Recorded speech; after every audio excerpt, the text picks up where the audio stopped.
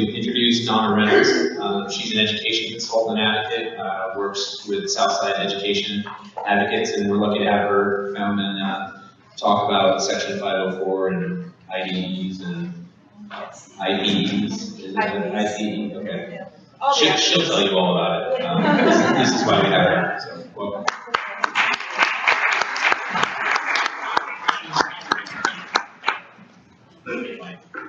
Hi, everybody hear me? Yep. Good, thank you. So I've been tasked with the afternoon and keeping everybody awake after lunch. So my name is Donna Reynolds, and just a little bit about me. I am a wife and mother of 6. 2 of my children have had to have accommodations due to either behavioral concerns or medical concerns. So I am familiar with the special education and modification sides, not only as a former educator. I taught special education for 15 years. The last 2 years I was a consultant for the county, and I was tasked with making sure that all of the teachers in the county were compliant with federal law. I started my advocacy group about 10 years ago after surprise blessing number 6 was born, and I was going to take some time off. My dad's an attorney, and he had a client who was having some difficulty with getting some accommodations in school, and he asked me if I could consult while I was taking some time off from working for the county. I did, and haven't looked back. One of the things that we do in special ed is we look at a child's strengths and weaknesses, so I thought I would share with you some of my strengths and weaknesses before we begin. My strength is I'm very passionate about what I do and getting students the help that they need, and I'm very good at my job. I do a lot of research, I take a lot of time, and I have a fairly successful rate in getting schools to do what needs to be done for the children. My weakness is I'm not a very good public speaker, and technology, I had to have a tutorial before I even got started, and my PowerPoint is probably going to be the blandest one you've ever seen, but so bear with me. What I want to do today, I could literally spend 2 days up here talking just about the law and accommodations and advocacy strategies, and we have an hour. So I want to touch on some very basic things to give you guys some tools so you know what's out there, how to get started, and then how to get help or who to contact if you hit roadblocks along the way. And of course I'm going to focus on KLS because of course that's the reason that we're all here. So I'm not going to look at all of the areas of disabilities. We're going to focus in on this one and how you can get help. My number, my website is posted. I'll post it again at the end, and I have cards in the back. You can always call me if you have any questions. And at the end of the day, I also would like to have the time for question and answers. The research that I've done with KLS says that most children have their first episode around middle school or high school. By this time, your child's probably already been successful in school. Typically, the middle schools and high schools are not looking for disabilities. If a kid has a learning disability or an intellectual disability, they're usually caught fairly early. So when your child starts to struggle in school, or is sleeping a lot, or you can't get them to come to school, you might hear some of these phrases up on the board. I've heard these myself many times from schools and from parents who say, my kid's not lazy, there's something going on. Parents, you just have to make them go to school. Teenagers will sleep. But you're the expert. I'm going to say that several times today. You are the expert, and if you know that something is wrong, listen to your gut. So I'm going to start with some basic definitions. I noticed that Sarah earlier defined what disability meant in terms of the law for Social Security. So I want to start what it means in terms of education. And that is any condition, whether it's physical, emotional, behavioral, mental, that impairs one or more of the activities of daily living. And that includes learning. And of course, that's what I'm talking about today. So let's talk about education. That's another definition we need to know. Many schools will tell you that education only is referring to the academics, your reading, your writing, your arithmetic. But the law states that education encompasses all areas: social, emotional, behavioral. Faith. That's one of my favorite terms. Faith is free, appropriate public education. Notice I bolded the word appropriate because the law doesn't guarantee that your child gets the best education. but only the most appropriate. So who gets to decide what appropriate, decide what appropriate is? Well, there's a case law about that thick that we can go over. We're not going to today. But for our purposes, appropriate means that my child is making adequate progress compared to your typical non-disabled peers.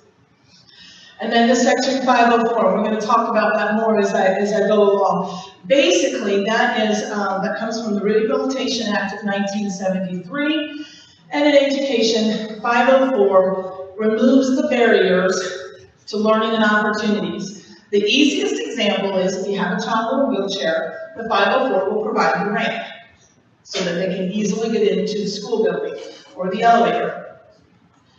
What it doesn't do is teach the child how to use the wheelchair. That's where IDEA comes, and that's our next definition, which is the Individuals with Disabilities Education Act.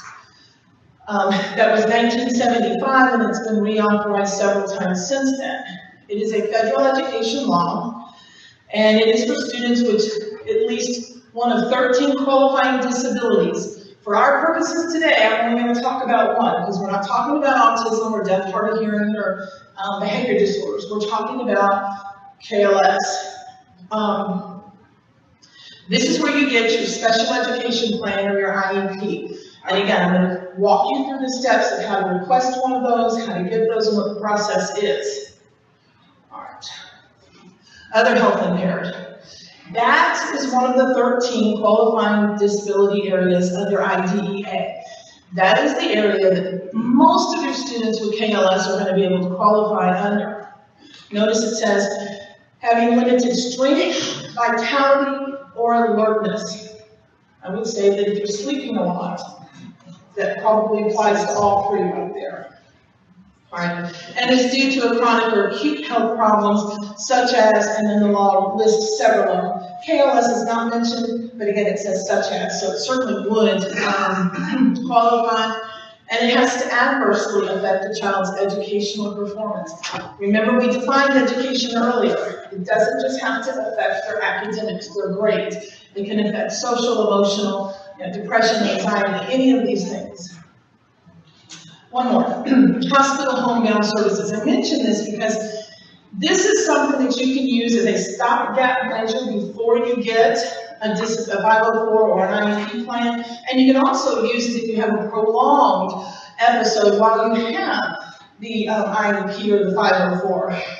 Typically what happens is a child who cannot make it into the brick and mortar building for whatever reason, and you'll have a teacher come out for typically 3 hours a week, bring the child the assignments, answer any questions they might have, pick up the assignments that they left the week before or the day before, and then take it back to the school. So this is something that when you're in the process of getting evaluations and trying to get a 504, if your child is sleeping for 2 weeks and 3 weeks and you need something that's stopgap, ask for hospital homebound. You can get that fairly quickly.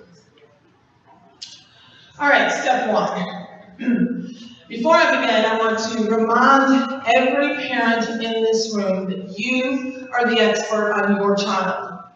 You deal with a lot of experts when you have a child with a medical condition. You've got doctors, and you've got therapists, and you've got school psychologists, and counselors, and teachers, and principals. And sometimes it can be very intimidating sitting in that room with all these experts around. But you need to remember that first and foremost, you are the expert for your child. You know what's normal. You know if something's off. The second thing is that you have a right to request an evaluation from the school to determine if your child meets eligibility for either a special education plan or a 504. I want to say that again. You have the right under IDEA to request an evaluation. Here in Georgia, a lot of schools will try to tell you that, well, you can't sign consent until we've gone through the RTI process. That's a 12-week process. You can't sign consent until we meet with SST or the tier system. And I'm not even defining those words for you today because you know what? It doesn't matter. You have the right, and the law supersedes any RTI or SST or any of these other things that were designed for data collection and different things. Again, I'm not even defining it because it's not important. I will tell my clients, if you go and you ask for an evaluation to sign consent and the school tells you no, get them on the phone, call me, and I talk to them. And then they get their request. Put the request in writing. I am the daughter of an attorney. If it's not in writing, it doesn't happen. So make sure that you have it in writing. And the reason that you need to get this request done and done immediately is there's a timeline. So we heard Sarah talk about timelines with SSI. In education, once you sign the consent to evaluate, the school has 60 days to complete that evaluation. Here in Georgia, it's 60 calendar days. In some states, they've interpreted law to mean 60 school days or 60 business days, but it's 60 days regardless. That's a long time. That's 2 months in Georgia that your child could be without help. If it's 60 school days, school's only in session for 180 days, so that's a quarter of the school right there. So it's important to get that started. What does the evaluation consist of? First thing we're going to do is hearing and vision. And just a little tip, some school systems will tell you, well, I'll let you sign consent to evaluate after we do the hearing and vision. Wrong. Hearing and vision is part of the evaluation. Sign the consent, then they can do the hearing and vision. It typically takes 5 minutes. The school nurse can do it. And the law just wants you to make sure that you're seeing and hearing okay before we look at anything else.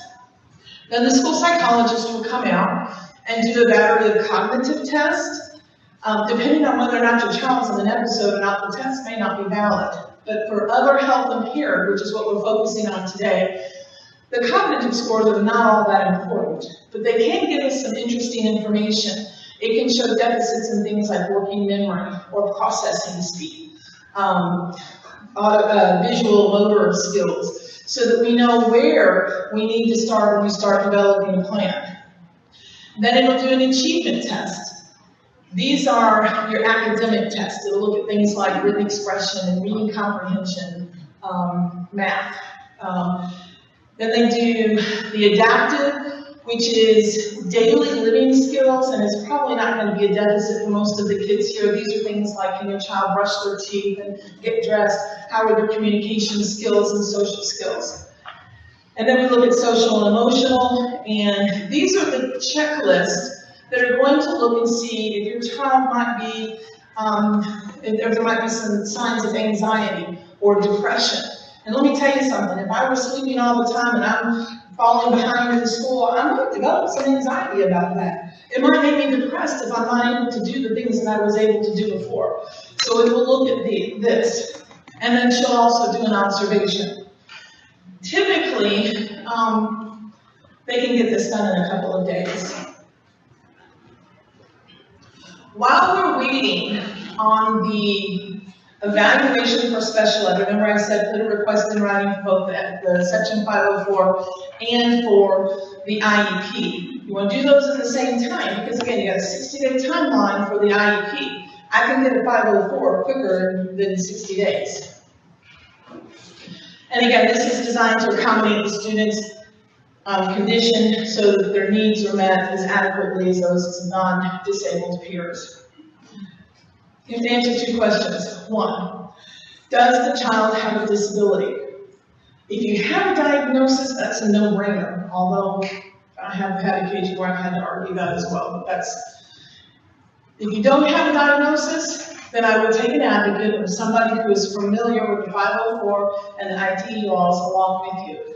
Because just because your child doesn't have an official diagnosis doesn't necessarily mean that they're not suffering from the depression or the anxiety or sleep disorders or whatever. And then the second question is, does it substantially limit his or her ability to learn and participate in general education? And again, if you're missing a lot of school and you're having a hard time keeping up, if you're depressed or anxious because of what's going on and you feel different, I mean, this would be difficult for me at my age to come to terms with. Can you imagine an adolescent who's already trying to figure out who they are, and I want to fit in, and I don't want to be different? The evaluation for 504 typically consists of the doctor's diagnosis, teacher input, parent input, grades, observations. It's not nearly as comprehensive as an IEP. There's not quite as many safeguards, although there still are safeguards, and we'll talk about that in a little bit. Just some examples of some of the accommodations that you can get with 504. Extended time for tests, projects, homework, class assignments. I put up there, be careful of the 50% or double, because schools like to put kids in a box. And every single 504 or IEP that I've come across, it'll say extended time up to 50% or, well, 50% would be double, I'm sorry, half or double. There's my PowerPoint skills time. I would ask, why do you think my kid only needs 50% time? Time and a half. Why not? I mean, if my kid's sleeping for weeks at a time, don't you think my kid might need more than that? So ask those kind of questions. You can also get reduced assignments. Teachers will never ever admit that they give a lot of fluff and busy work, but they do. If you're having a vocabulary list of SAT words you're studying for, you don't need to do the word search and the crossword puzzles and the word scrambles and the writing them 10 times each. Maybe your kid just needs to define them and be done with it, especially if they're able to keep up that way. Modified day or schedule. Schools really, really hate this. But I've got kids who only go to school for half a day. Maybe that's all that they can handle. Maybe we need to look at the schedule when, depending on how often the episodes are coming. Online classes. This is something that's coming up more and more. And some counties are doing a fantastic job with offering online schools, or even kind of a hybrid, where you have a building that you can go to, and some students may go once a week, they may go 5 days a week, they may go once a month, but they do classes online, and they text and email their instructors. So this may be something as well. And then the ability to make up work, small groups, frequent breaks. Somebody mentioned earlier peer notes, where the peer is taking notes that your child may miss. So there's all kinds of different accommodations that a 504 can provide that can be helpful for your child to be successful. So once we've got the 504 plan, we've got some accommodations in, now we're going to rush and get to our eligibility meeting. I would never go to an eligibility meeting alone. If you can hire an advocate, that would be great. If there are support groups around, if you've got a friend in a support group that has been through the eligibility meeting before, go to the meeting with you. The thing is, I get calls at least once a week from clients who have been to an eligibility meeting, even with a diagnosis, and they've been denied an eligibility. Because you don't have to have a diagnosis to get an eligibility for an IEP. But on the flip side, just because you have a diagnosis doesn't mean that you're automatically qualified. And more often than not, schools are denying eligibilities, or at least they are in this area. But once you get to the meeting, you're going to review all of the evaluations that we talked about earlier, all of the doctor's notes, therapist notes, teacher input grades, all of that. And then, of course, the most important is your input. How is your child doing at home? How does your child do when they're in an episode versus not in an episode, and what can we expect? Because if they're only doing the evaluation when your child is not in an episode, and their cognitive scores look good, and their emotional looks, all of that looks good, they might say, there's nothing wrong with your kid. And you're saying, wait a minute, but I'm telling you how my kid is once a month when they're in this episode. So remember that you're the expert. There are 2 questions in the eligibility meeting as well. Again, does the student have a disability? If you have a diagnosis, it's pretty easy to say that it's pretty clear. And it may even be just that you have a therapist saying that they're suffering from anxiety or depression.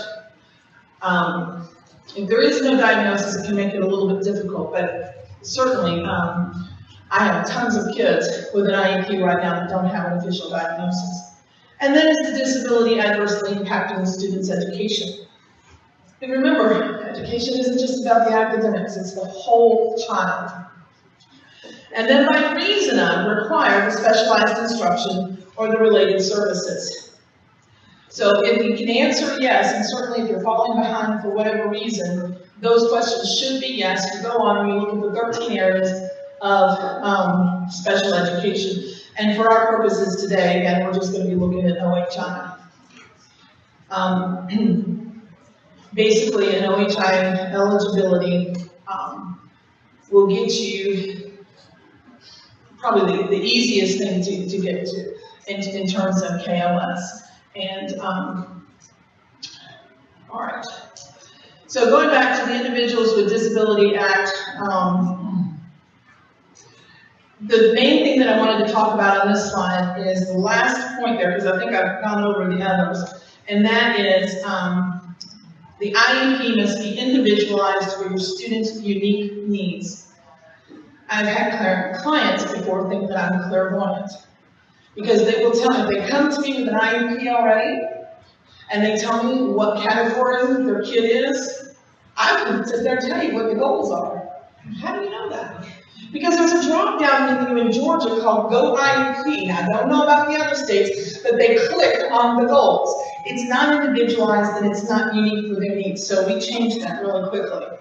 All right, so once we get the eligibility, some schools will go ahead and go immediately into the IEP meeting. Some schools will say, okay, we've got an eligibility, and we'll make a date to come back and hold the IEP meeting, and they have to do that within 30 days if they do it that way. So the big questions that we're going to answer with the IEP, where are we now? It used to be easy, it was plot, present level of performance. Now they've done another acronym, which is PLAP. I can't even say that, so but that's basically, you're going to take what all you did with the eligibility, reports of psychological evaluations, the teacher input, the evaluation, the observations, the grades. This is where my child is now. If you have a child who is in 10th grade, but because they have been suffering with the KLS for several years, so they're only functioning on an 8th grade level in math, you're going to want to know what that level in math is. Are they able to do multi-step multiplication problems, division with remainders, algebraic equations? You want to know exactly what they can do. The importance part of being successful is meeting a child where they are successful. If they're here, but I'm expecting here, I'm not going to see any progress. I go down to where they're successful, and then I build up from there. And that gets us to the next part, which is your goals and objectives. That is the meat of your IEP. Goals and objectives must be SMART. And to give credit, I did not come up with that acronym. That's Pete Wright with Wright's Law. And he's got a book all about SMART IEPs. Specific. You don't want to just say, Johnny will progress in the 8th grade curriculum in math. It's not specific. I want to know where he started, and I want to know where we're going. Measurable. I've seen goals. Johnny will improve his attitude about school. Okay, how are you going to measure that? Can't measure an attitude. Action words. Johnny will be able to multiply 2 digits by 2 digits. Realistic and relevant. I've had parents come to me, their kids are maybe 4 or 5 years behind and they want them to catch up in 1 year. It's not realistic. And relevant, that goes back to unique needs for your specific child, not just the drop-down menu. And then time limited. Most IEPs run from 1 year at increments. So if you get an IEP done in September, they'll meet with you again next September, review the IEP and the goals. I don't like that. Because if you don't review those goals more often, you might get to a year from now, Johnny hadn't been making any progress on goal number 3. Well, if Johnny's not making any progress, I don't want to go a year before I revisit and figure out why Johnny isn't making progress, what we can do different, and how we can get him to start making progress. So typically in the beginning, and the teachers don't like me much for this, but I'll meet every 4.5 to 6 weeks. And then as we're going along and we see progress and things are going well, then we start spreading it out. And then how are we going to get there? That's your services and instruction. Where your child physically is going to be. Who's going to be in the room? There's several different models. There's the co-teaching model where you're in a regular classroom and the specialized teacher comes into the room. There's the resource, which is just a special education teacher in a separate room. You can get services at home, online, etc. And then we look at the how long does your child need support in every academic area for the entire day, or do they just need a check-in, check-out kind of time and see how they're going. And then the student support. I've had several people ask me, well, I have a 504, I'm going to get an IEP, but I don't want to lose the 504. Well, you don't have to worry about that, because the accommodations in the IEP are going to be the same as what you would have in a 504. So if you already have a 504, you can just transfer those accommodations in. And, but if you don't, we're still going to have the same kind of accommodations and supports there, so you have that. Supplemental aids are things, for example, if your child needs a laptop to do the writing assignments, a word processing program, that's not quite as common as it used to be, because I think every kid's got a laptop and word processing problems now, programs. Services, whether or not they need, so if your child's suffering along with anxiety and depression, they might need to be seeing the school counselor, or they might need to see a specialized instructor that deals with anxiety and can kind of help them with some self-monitoring kind of things, and teaching them self-talk in terms of how to overcome an anxiety attack, or where there's a safe space in school. I'm just feeling overwhelmed and I just need to go and cool down for a little bit. Occupational therapy, physical therapy all comes into that as well. And then we want to know, how do we know when we have succeeded? And this is our objective data. And it needs to be objective. That's hard with some of the emotional kind of stuff, because how do I measure if, I heard somebody earlier in the early session talk about some aggressive behaviors with KLS.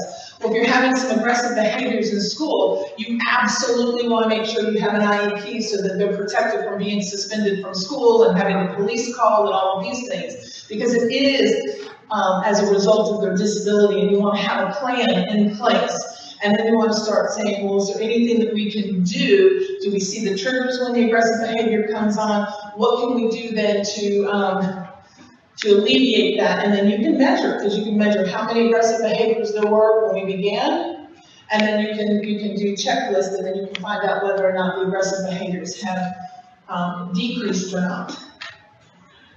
And how and when will progress be reported to parents? And that's that accountability. I was a teacher. I'm not bashing teachers.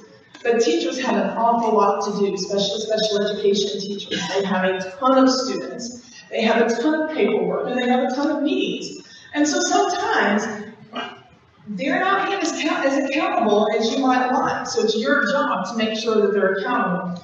They're required, in the state of Georgia anyways, to send home 9-week progress reports on their goals and objectives in their IEP. And typically what I see is either an IEP, which means in progress, or not started yet. I don't know what the acronym for that is. But I like, for my teachers, even if it's just a quick email at the end of the day or the end of the week or something, to let me know specifically how well my child is progressing on the goals that we have. Because again, 9 weeks is a long time to go without making any progress. It really is. And they're not really thinking in terms of, hey, if this kid's not making progress, I need to have another meeting, I need to do something different. They're just going to tell you 9 weeks. So you want to make sure that you're holding the school and the teachers accountable. All right, so that's a lot of information that is very broad in nature. So I put some resources up here. The Georgia Department of Education, if you're in Georgia, but every state has a Department of Education, and you can click down on the special education and you can find many different resources there. They give you a parent rights in every meeting, but they're typically 2 or 3 pages, and I started to bring my book today. The law book is about that big, and it's just law. And then you have another book that's about that big, which is case law. So there's a lot of technicalities and things that go into that. There are advocacy groups all over the county, or I'm sorry, country. Mine is Southside Education Advocates. My website and phone number is up there. And then my husband gets upset with me because I put Rights Law up there. He says they're in competition with me, but I don't see it as a competition. This is my passion. And rights law is in Virginia, but they go all over the country doing one-day workshops. So what you guys got in 45 minutes, they do entire days or 2-day boot camps on just what we're talking about. And they have books. From Emotions to Advocacy is a really good one. They have the law book. They have smart IEP books. And their website is, and I guess I missed it, that's that technology issue I have. But that's rightslaw.com, and I would suggest that you go there. And do we have time for questions then? Yes. Okay, good. How does this apply How much of this applies to college age? Good question. The colleges, the IDEA actually stops once a child hits the age of 22 or graduates high school. So in terms of IDEA, it doesn't apply. Except that a lot of colleges will look at your IEP and your accommodations, and they will honor that, but they're not required to by law. Section 504, on the other hand, that covers all peoples with disabilities and all ages. So if you have a 504 plan, the colleges will work with you on that as well. Now, they may have to tweak it a little bit, but they're still obligated by law to provide accommodations. And if it's a public college, private colleges that don't receive any funding are under no obligation. And that's the same with private high schools as well. The public colleges usually have an office. Yes. Called disability services or something like that. Yeah, every public college will have an office for disabilities. And so the first thing that I tell my clients to do is to go there. Some colleges are better than others, but I'll tell you, there's been a tremendous growth in the past 10 years with colleges willing to accept IEPs and 504s and to work with students. It used to be a lot tougher, but and if any of you are in Georgia, Kennesaw State is phenomenal with the disability population. Yes? You said that colleges will look at your, You said the colleges would look at, your IEP or your 504. What if you've never, filed at the high school level or, gotten an IEP or 504 at the high school level? Can you begin at the college level with something like that? You certainly can with 504. Okay. Yeah, because Section 504 is the learning section of the Rehabilitation Act. And so, yeah, you can ask for a 504 plan then. Great. And again, it's just accommodations, but professors would be legally required to follow those accommodations as well.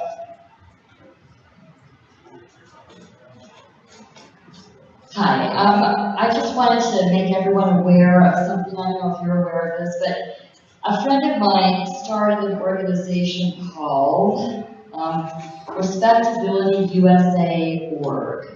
www.respectabilityusa.org. It's a nonprofit. Have you heard of it? I have not. It's a nonprofit organization working to enable people with disabilities to achieve the American dream. So this is a way that you can even get involved politically to help people be more aware. So it's called Respectability USA. So check it out. That's good to know. Any more questions? Thank you very much. Okay, thank you.